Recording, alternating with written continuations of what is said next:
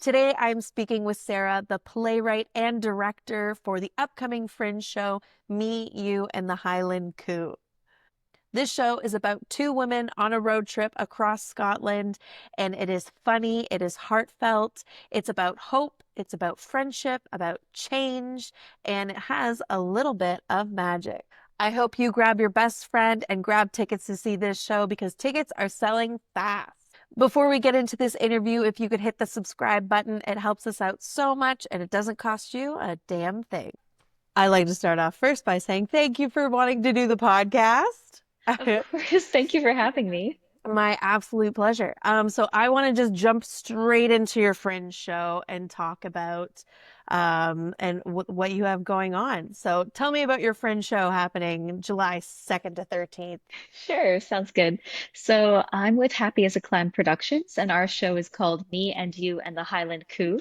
We're performing at the TD studio. Our preview is July 2nd, and we're actually closing on the 13th. So we're there like the full run, which is Oh, great. wow. Yeah, and Nice. it's a road trip play about two best friends who are Canadian, and they take a road trip through Scotland to distract themselves from their problems back home. And shenanigans ensue. There's a little bit of magic, and you'll have to see it to find out the rest. Amazing. I love it. Where did the title come from? So actually, I was thinking of what to call the show, and I knew I wanted to identify like both of the female leads. So there's the me and the you. And then I had actually the Zaboomafoo theme song stuck in my head. If you remember that show Yes. with the lemur. Yeah. Yes. So anytime I'm saying the title, I'm just thinking of the Zaboomafoo theme. That's amazing. That's great. Zubumafu is a classic. Of course. Yeah. That's awesome. And your show, who would you say your show is for? Who would love to come see your show? I think it really speaks to like 20 somethings. I think there's a very common experience of wanting to move away from home, live abroad, just change your life. But what happens when things go wrong while you're living abroad? Like the sort of guilt of being away from home when bad things are happening. And so I do think a lot of people in their 20s can relate to that, especially since Toronto is so like metropolitan and we have so many different people from around the world coming to Toronto to study or to work. I think the show would really speak to anyone who's coming from away, so to speak. Yeah, absolutely. That's awesome. And if you could like fill in the blank, if you like blank, like movie, insert movie or TV show, then you'll like our show. Oh boy, okay. Um, Maybe if you like Two Broke Girls, it's sort of like a bit of that kind of humor in the show. Or New Nice. Girl, yeah. Awesome. I love it. And a little bit about you, because you've been in Scotland as well. Tell me about your experience there. Yeah, so I moved to Scotland in 2021 September to do my master's in playwriting and dramaturgy at University of Glasgow. And I will admit my love for Scotland or my curiosity first came from Outlander. And so I think Yes. there's a large part of the romanticization of Scotland in the show, sort of like a critique of that as well. Um, and so I went to Scotland, I was doing my master's, and while I was there, I just felt like the main character of my life. I'd never really done anything that crazy, moved that far away. And it was a major shift, a major change. And I just met the most lovely people who became my family. They were my flatmates, and they really just became my entire world over there. Um, and I fell in love with the culture and the people and just their openness and their curiosity. They're so genuine. When they would ask me, like, where are you from? It was never a critique. It was more like, I'm just really curious. Where are you from? Tell me your story. And I think Yeah. that whole love of storytelling really captures Scotland. And that's what drew me to it so much. Amazing. And so what do you do as so script writer and dramaturg? I know you're working with Disney as well. How did that come to be? Yeah, so when I was living in Scotland towards the end of my time there, there was an audition for Disneyland Paris as a dancer, and I was working as a children's dance teacher. And I thought, I'll just go to the audition. I'll tell my kids what it's like to audition post-COVID. I'm sure it's very different. And then I got a call 2 days later saying, would you like to come work for Disney? And That's it was a amazing. childhood dream come true. So I went off to Paris. But while I was there, I always knew that dance is like my hobby and my passion, but I didn't want to do it for the rest of my life. Um, and I made myself known that I wanted to do an internship in the writing department, and that came to fruition. And then there was an audition to be a writer, and that was a long process. But we came out the other side, and so I'm part of the talent pool. So they contact me whenever there's a project, and it's all immersive live experiences with the theme park. Amazing. That is so cool. Thank you. And how does a writing audition go? So first it was just send in your CV, very simple, and then they weeded out the people that they weren't really interested in. I think it helped for sure that I had my internship and I could name people in their department who I was mentored That's by. fair. And then after that, they basically sent a prompt, write two little scripts, and we'll get back to you if we like them. And then after that, it was an in-person interview. Um, but I don't really know the ins and outs. I feel like there's a lot of magic going on behind the scenes that I don't know about. Always with Disney, Always. always. That's incredible. That is so cool. And so Yeah. what's your favorite part about that job? What is your favorite part about when they give you a call and you're set to work? So I'm not allowed to talk too much about that because a lot of the stuff is still like That's fair. NDA, haven't been publicized yet. But I know my favorite thing about being a dancer at Disney was just seeing the joy on people's faces and being that close to a person when you're performing. Because we're doing parades and stuff, so they're right there and you could see like the wonder in their eyes. And I had a mentor there who told me that you need to really love your audience. No matter how hot it is, no matter how tired you are as a dancer and as a writer for Disney, you need to love the audience. And I think I took that with me in this play as well. There's a little bit of audience participation, and it's never meant to make someone feel silly or ashamed or guilted into participating. It's we love you as an audience. We would love for you to play with us. And I think Disney taught me a lot about that too, because when you're working for Disney, every day there is someone else's best day ever. So you have to be Mm. at 110% every day. And I try to bring that same work ethic into other projects as well. Amazing. That is so cool. And throughout the Fringe process of getting the show from start to finish, do you have a favorite part of the process? I actually think because I am a dramaturg also, I really loved our earlier days, like our table reads. I found it was so interesting to, and the actors are so smart. We really picked like a wonderful group of creative, smart people who are able to dissect the script and like, well, I don't really know if that makes sense, or did you consider this? And they were able to get such insights into these characters that at one point I was like, oh my God, that's such a great idea. And the actors are saying, but it's there in the script. You wrote that. We're just showing that to you too. So I love those like creative, collaborative discussions at the beginning. And now that we're on our feet, it's so wonderful to see all those early talks coming back out again when we make new discoveries with each line. It's all back to those table reads from the beginning. Yes, absolutely. And now I'm imagining that this week is kind of crunch time Yes. for for everyone in Fringe. So what Yeah. does this week look like leading up to Fringe? This week has been a lot of social media marketing. I'm really trying to hone in on what I'm posting when to try to reach the most audiences as possible. I taught myself how to use TikTok. I sound so old. I didn't know how to use it beforehand. I think it's also really like, have I told everybody under the sun?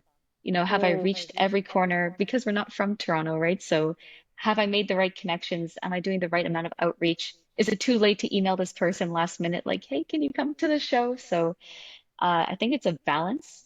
I don't want to be annoying or too aggressive. At the same time, we've worked so hard and we would love for everyone to see the show. Yes, absolutely. Yeah, I think about that too with like especially sending out cold emails of like, Yeah. oh, is this going to be annoying? I imagine the average white man is not thinking or wondering if Thank you. he's annoying. Yeah, I And sort so of I'm just have like, you to know have, what? We're sending it. We're right? sending it. I think there's a lot of imposter syndrome also that I'm battling at the Fringe in this final week of like ticket sales are going well so far. We have 30% sold already, so apparently that's good. Amazing. Um, but a lot of like, oh my gosh, now people are coming. Are we going to deliver what they expect? And I think we are. But also it's sort of that thing of like Fringe is scrappy, right? So you don't know what you're going to see. Some people have crazy budgets, some people have shoestring budgets, and we all belong there. And it's Mm-hmm. never a competition, but it's just a matter of supporting each other in the best way possible and knowing that we all do deserve to be there and having that white man mentality, right? Yeah, yes, If they can do it, I can do exactly. it. It can't be that Yeah, hard. boys do it. Boys do it, and we do it in high heels. That's right. Exactly. Yeah, absolutely. Yeah, this week's got to be so, so busy and social media is always just a fun battle. Yeah. It's like you love it and you hate it. I mean, we've been able to reach people who I didn't know beforehand. Like I hadn't been aware of your podcast before, and now here we are. And I just think it's such a beautiful connection when you find people who you have in common. So I'm Yes. grateful for that. At the same time, it's like, oh my gosh, how much of myself do I have to put out here? How often do I have to post to get anyone to care? It's like screaming Yes. into a void, which I'm sure trying to get the podcast up and running too. Yeah, a lot of that and a lot of am I posting enough and feeling bad if I'm not posting enough? Like it matters. Yeah. Like who's counting, actually? Right? Yeah, incredibly hard on myself. And then I'm like, wait a minute, nobody's going, hey, you didn't post today. So it's Yeah. it's a it's a fun mental battle for sure. I think that I'm sure you can relate to this too, but putting a lot of pressure on yourself as sort of like the producer for your own work. It's, am I doing enough by my own standards? Am I doing enough for my team? Is Yes. anything ever enough? You know how hard you've worked yourself on your aspirations, and then you want to see it through. Hmm. So you're trying to do the best for yourself as well. Yeah, exactly. While resting and and What's rest? I the don't know. balance of life. If you, it's all about balance. Yeah, Find balance. I'm gonna find balance after Fringe. During Yeah, Fringe, it's exactly. hardcore. Yeah, I'll do that too. I'll be like, once this date passes, then we can take a break. But after till then, we're going full engines. Exactly. And you said that you wanted to, that as a dancer, you wanted to keep it more of a hobby as opposed to a career. Why that choice? Just out of curiosity. I think there's a lot of pressure in the dance industry about what you look like, and I'm you can't tell, but I'm only 5 foot, so Sabrina Carpenter height. There's a lot of like, okay, you're short, so you're easy to lift, but are you thin enough to do this and this and this? And then at Disney too, it starts getting you too as well, right? Because you're always on, and there's cameras of you everywhere. And I ended up on TikToks and Instagrams, and it was never mean things, but you see your face constantly, and you're comparing to everyone else. And of course, everyone who works at Disney is drop dead gorgeous, so you're there's a lot of that comparison. And I think dance for me was always so intimate and vulnerable, and it felt like a little part of that should be protected and not I didn't want to make it a grind. Hmm. Um, with Keep the with joy in play, it. yeah, exactly. With playwriting, I found that I had a message that I wanted people to hear. And with dance, I felt it was more like this is a message for me that I need to hear and say to myself. Oh, I love that. That's beautiful. And what's the message that you want people to hear with your writing? So I think a common theme in all of my writing is how do we keep hope alive? I think there's so much negativity in the world, and while that is so important to acknowledge, I think the only way to get through is to find something worth smiling for every day. What's one little thing that brought you joy? What's one thing that went right today? Finding joy in like tiny ordinary moments, like the perfect cup of coffee or the sunlight through your window on your toes in the morning kind of thing. And I think that in all my plays, there's that bad things might be happening, but how are we going to get through it? And it's by holding on to the people who leave a light on for you. That's something I wrote in the show program. It's find the people who will leave a light on and make sure to do that for others as well. That's beautiful. I love that. Thanks, Allison. No worries. You are a writer, I can tell immediately. That's fabulous. Thank Um, you. no worries. And so how big is your team for Fringe? So we're a five-person team coming from Montreal. So it's myself, my co-producer Amy, who's also one of our actors. Then we've got Abby, who's our lovely stage manager and assistant director. And we've got Jeremy and Brooklyn, our other two performers. So it's a three-person cast. And then we have two designers in Toronto who were my colleagues when I was at York University. So we made the connection then, and one of my lighting designer, Ash, has been with me for several shows now. But this is our first in-person show since the rest were canceled due to COVID. They Oh became no, digital productions, so I'm finally excited to see Ash's work in person in a theater. that's amazing. That Yeah, is awesome. When did you graduate from York? 2021. So Okay, so yes, right in peak. the yeah. I did the Zoom graduation in this basement right here with my little cake. Wow. I did it. That's amazing. So, what was your biggest takeaway from York University? Oh, I think my biggest takeaway was how to be scrappy and self-starter. Mm. I learned there that you don't need permission to start to be creative or to try to get your work seen. There were so many amazing like student initiatives there, whether it be the student theater festival that I was part of, or just doing cold read workshops with my fellow playwriting students and classmates and dramaturgs. Um, and I think that's what I love about the Fringe as well. We don't wait for permission to get produced or get the grant money. I mean, we would love the grant money. Yeah, Don't get me wrong. so we'll take it. We'll take the grant money, but we don't need, I guess, mainstream approval, or we don't need to pass all these checks and boxes. We could just make art, and hopefully people show up and see the message and the value in it. Yes, absolutely. And then you went to Scotland after, so 2020, Exactly. 2021 to do the masters. Yeah. Incredible. Amazing. That is so cool. What's your favorite part about consulting with other writers? I think I'm always amazed by the insight they bring. I think I go through a problem like 20 times and I'm convinced they'll say, "Oh yeah, that sucks. You're gonna have to change that whole thing." But then they offer three different solutions to it. And I'm just blown away by the creativity and problem solving of other writers and the sort of endless wealth of empathy I find as well. Someone could be like, "I don't relate at all to that experience, but I was moved by the play and this is my takeaway from it." So I really enjoy hearing other perspectives. And it's also refreshing to hear another writer say that there's value in your work, because after you've read your own play so many times, you're like, I actually don't remember the theme. Is this funny at all? Is anyone going to cry? And then the other writers in the room are crying, and you're like, okay, no, it's good. We did it. Yes, that is so true. I have that as a comedian writing jokes, and you've Hmm. done them a million times. You're like, is this even funny? I feel like it's not funny, but I guess I'm gonna go say them on stage now. So it's nice to know that writers have the same thing where they're like, I've read this a Yeah. bunch, and now I think it sucks, or I don't think it's as gonna be as Yeah. effective as I thought it was at first in my head. But yeah, it's just all part of the process, I guess. Yeah, and I guess when you're doing a play with other people, it's nice to hear someone else's interpretation. Like this morning, we had rehearsal, and I heard a line in a way that Brooklyn had never said it before, and I was like, "Oh, okay, that's hitting. Say it like that again." That Mm. changed the whole meaning of the line. So I'm sure it's a bit different when you're like a solo comedian. You don't really have other people saying your work to hear it in different ways. Yeah, yeah, that's true. Yeah, that'd be an interesting process to do is have somebody else try Just to try say the your jokes jokes. and see if it lands. That's so funny.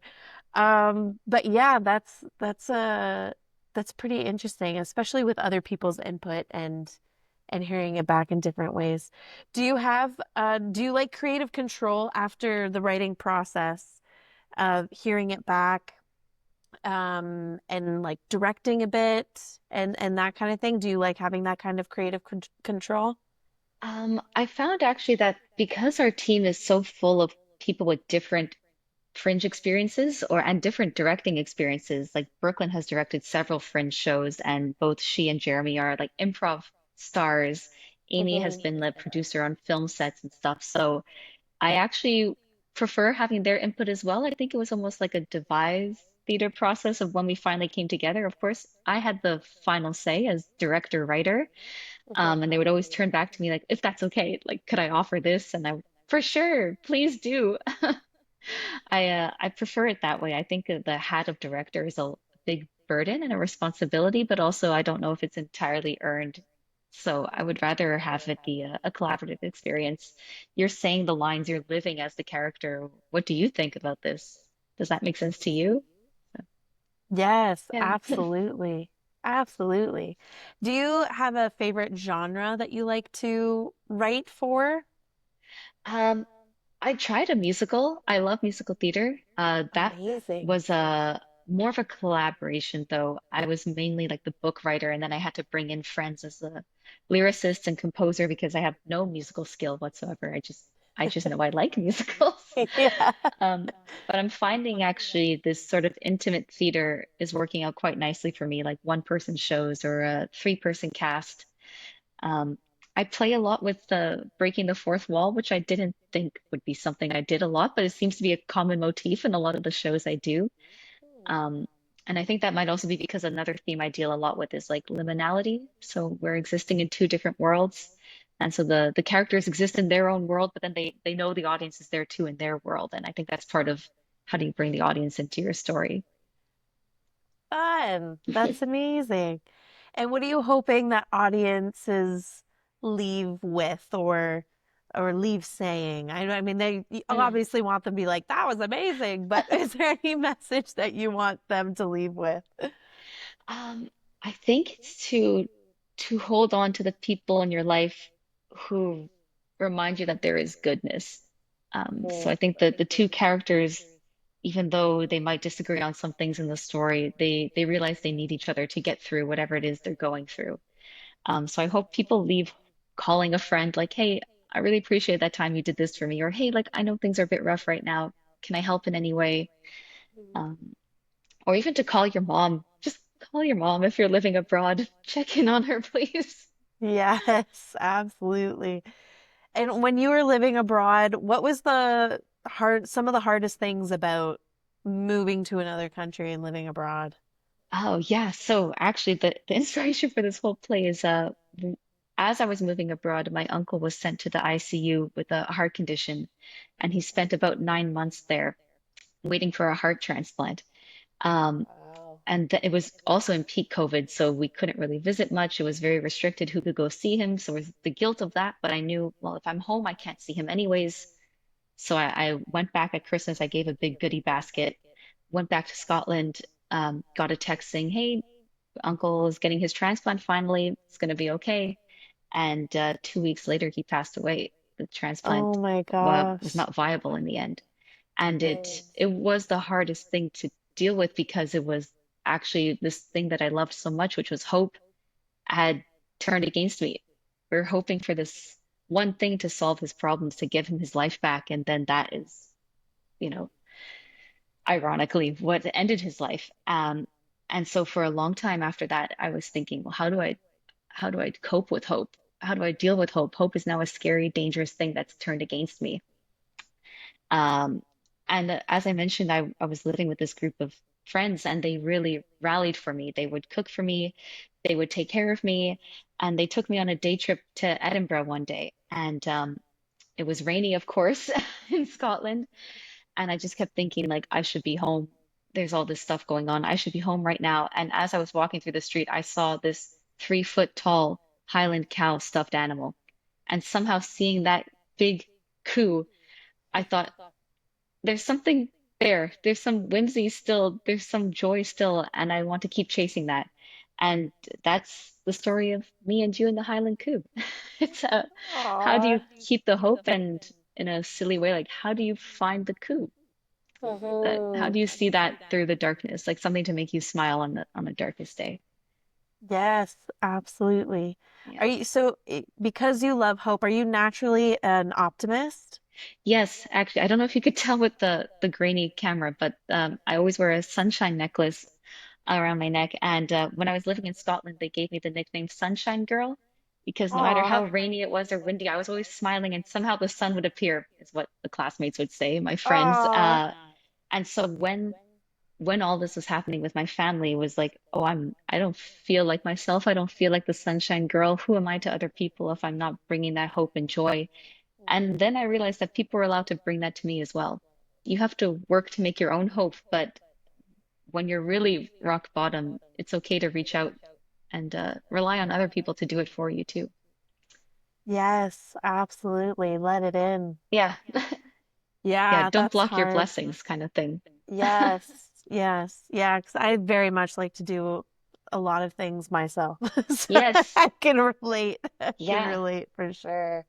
And even with this play, I think like I took on the role of producer. I'm trying to do so much. And then I realized I have a whole team of people with a wealth of experiences, many more than me in different aspects. And so why not rely on them? I think it's also a bit of like shedding your ego and the need to control has been a big thing I learned. Yes, maybe I could do it the way I think is the right way, but I'm going to burn out or it's not going to be as good as I want it to be because I don't have the time for it. So better to just delegate and trust in your team that you've chosen the right group of people, which I think I have.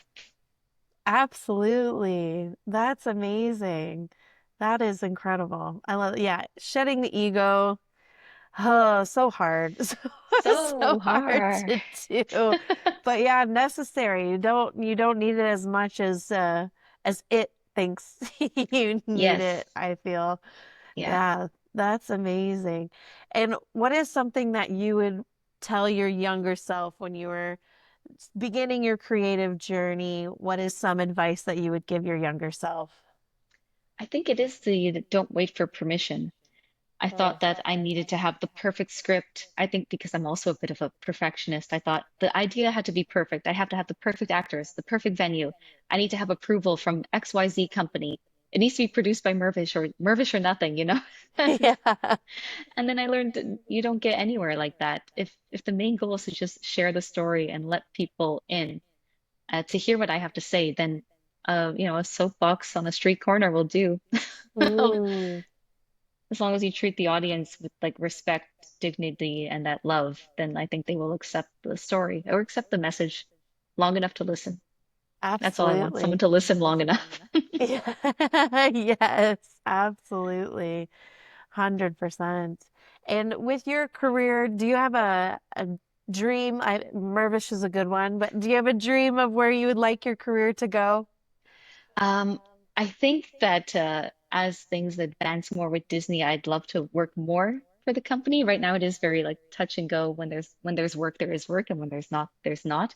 I would love for that to be more of a full-time job for me.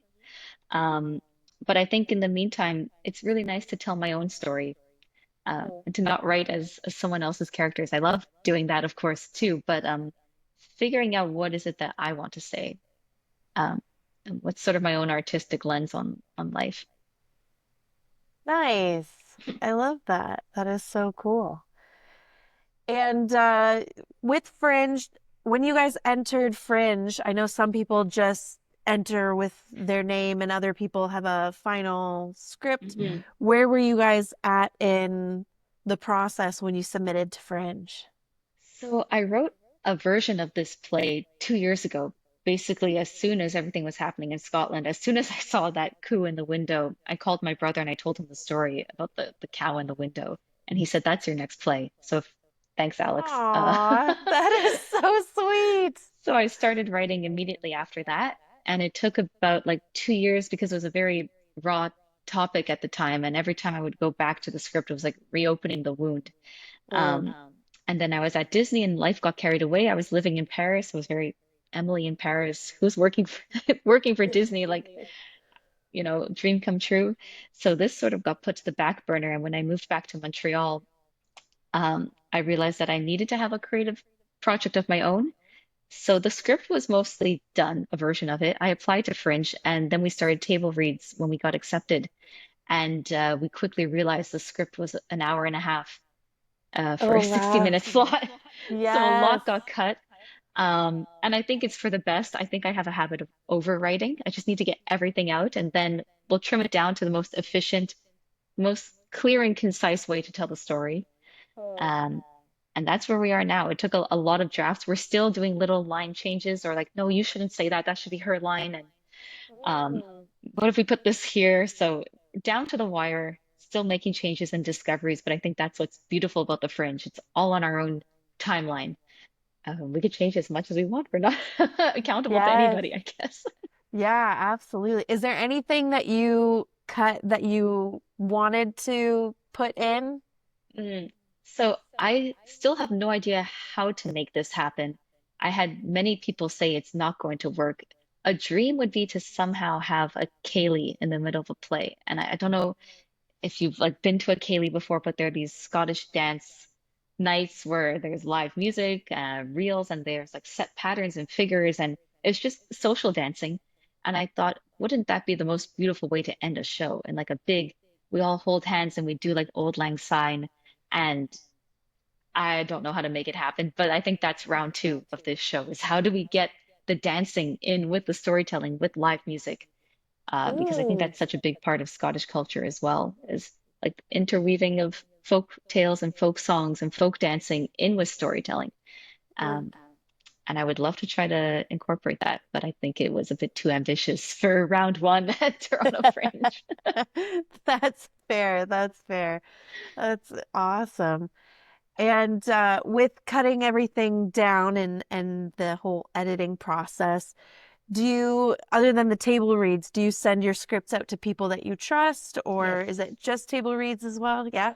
No, so I have a mentor, Tabia Lau. She's a Canadian playwright and screenwriter. She's had a few shows on Netflix now. Like Beth just got renewed for season two, so I really rely on her. I was her student dramaturg while we were doing a digital festival at York. So she was one of our Okay. commissioned playwrights, and we made the connection then. And it was still a bit like the audacity of me, similar to at Disney, just saying I would like to do an internship. So I just sent her an email like, hey, we worked together when I was a student. I would love to keep working for you.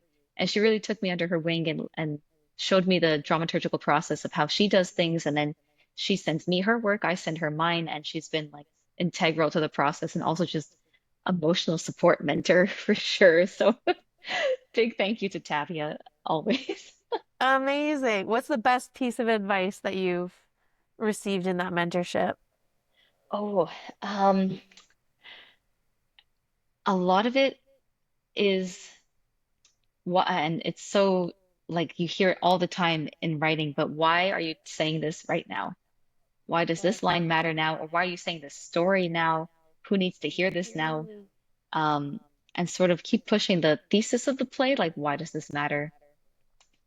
Even in TV writing too, she's been a big help in that, how to navigate tropes. And I think I try to use those also without being too cliche when I write for television, how to use like formats to your advantage.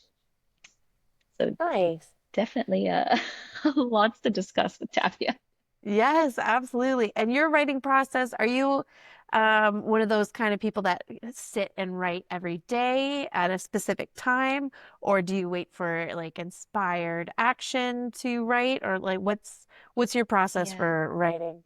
I've tried a bit of both. For a while, I was quite like militant about it. Like, okay, every day, 30 minutes, this is what I'm going to do. And then that's so hard. And I really admire anyone who can.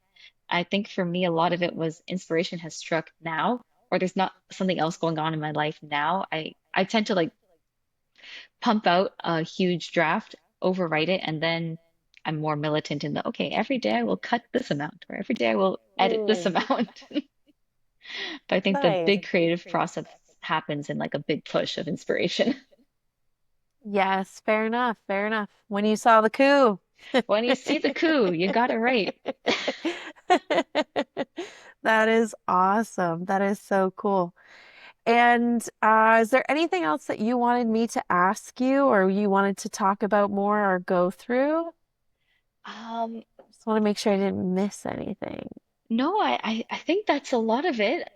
Just I would love for people to give a chance on a theater company they've never heard of before. This is our first time. This is our first time as a company at Toronto Fringe or any Fringe. As individuals, we've all done our own things, and that's why I think it's the perfect time to come to this big, ambitious Toronto Fringe Festival together. But I also realized that we don't really have a name for ourselves. No one knows who we are as individuals in Toronto. I have connections from York, but uh, those are a bit old by now. And because of the COVID as well, so many connections just died off in the pandemic. And I just hope that with Fringe, people give a chance to like a scrappy, up and coming underdogs or under coup, if you will. I love it. And yeah, take a That's chance on a amazing. little show about hope. Yes, absolutely. And 30% tickets sold out already. That's pretty amazing. Nobody's Thank seen it you. yet, and you're already have a good start. So that's awesome. Thank you. No worries. And once again, which venue are you at? We're at TD? the TD studio. Yeah, it's at Soul Pepper. Excellent. That's fantastic. Amazing. And obviously you can get your tickets at fringe.com, .ca, .com. .com. Yeah. Okay, perfect. I had it down. I was like, but we're in Canada. Hold on. Is it is it .ca? Fringe.com is where you can get tickets for this. That's amazing. Well, congratulations to you and the whole team. Thank you, Allison. It's not easy to put anything on anywhere. So it is quite the process. So congratulations. That's amazing. Thank you very much. And I hope to see you there. Maybe we could grab a coffee or something on the patio, meet in person. Um, and yeah, just Absolutely. That would be see lots of amazing. plays. Yes, absolutely. That would be great. And for your shows, are they pretty spaced out since you're the first one and the last one? How many shows in total is it throughout the run?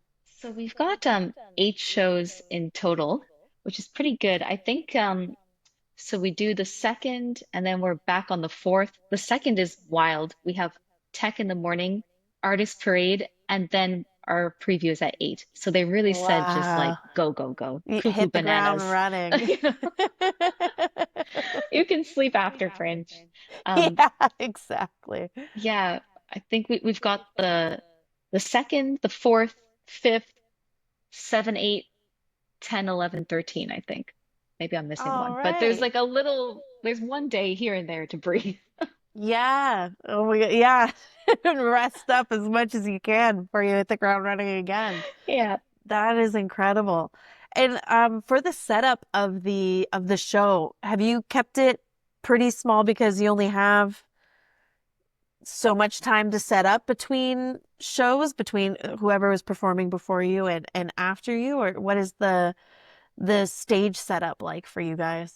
So we're in a black box theater with a raised stage. And I wanted an intimate venue because when I first wrote the show, it was meant to be performed in like a pub.